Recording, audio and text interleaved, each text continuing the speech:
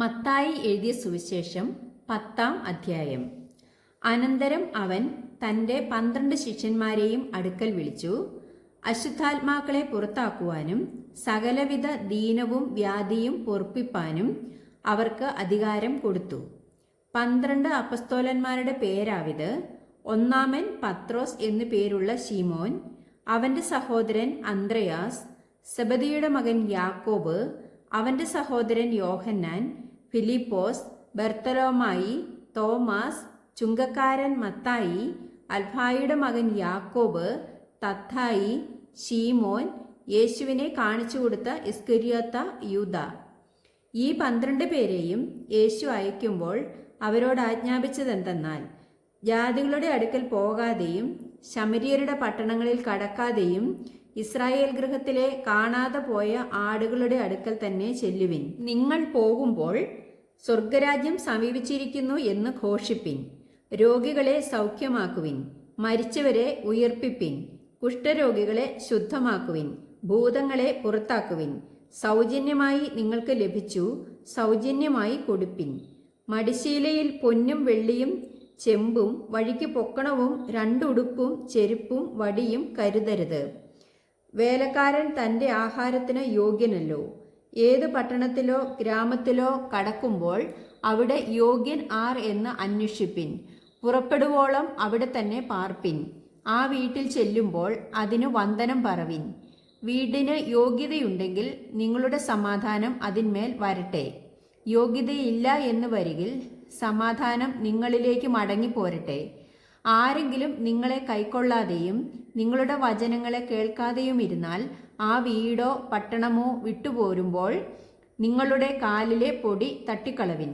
ന്യായവിധി ദിവസത്തിൽ ആ പട്ടണത്തെക്കാൾ സോദോമ്യരുടെയും ഗോമോര്യരുടെയും ദേശത്തിന് സഹിക്കാവതാവും എന്ന് ഞാൻ സത്യമായിട്ട് നിങ്ങളോട് പറയുന്നു.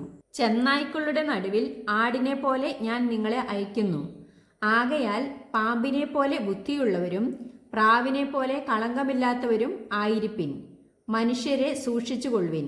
അവർ നിങ്ങളെ ന്യായാധിപ സഭകളിൽ ഏൽപ്പിക്കുകയും തങ്ങളുടെ പള്ളികളിൽ വച്ച് ചമ്മട്ടി കൊണ്ട് അടിക്കുകയും എൻ്റെ നിമിത്തം നാടുവാഴികൾക്കും രാജാക്കന്മാർക്കും മുമ്പിൽ കൊണ്ടുപോവുകയും ചെയ്യും. അത് അവർക്കും ജാതികൾക്കും ഒരു സാക്ഷ്യം ആയിരിക്കും. എന്നാൽ നിങ്ങളെ ഏൽപ്പിക്കുമ്പോൾ എങ്ങനെയോ എന്തോ പറയേണ്ടു എന്ന് വിചാരപ്പെടേണ്ട. പറവാനുള്ളത് ആ നാഴികയിൽ തന്നെ നിങ്ങൾക്ക് ലഭിക്കും.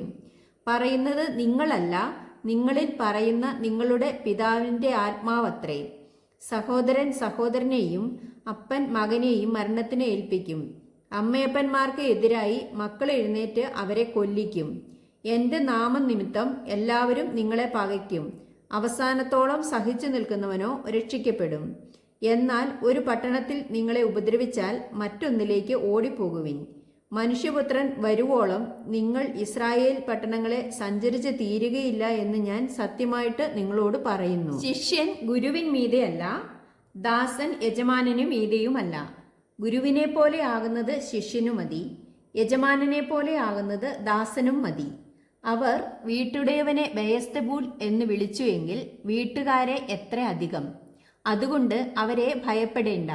മറച്ചു വെച്ചത് ഒന്നും വെളിപ്പെടാതെയും ഗൂഢമായത് ഒന്നും അറിയാതെയും ഇരിക്കുകയില്ല.